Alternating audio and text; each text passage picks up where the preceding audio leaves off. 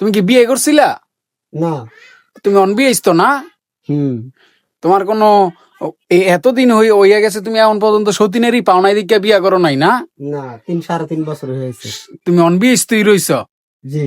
তোমার কি 3.5 বছর যে তুমি কইলা যে অনবিয়েছ তো তুমি 3.5 বছর?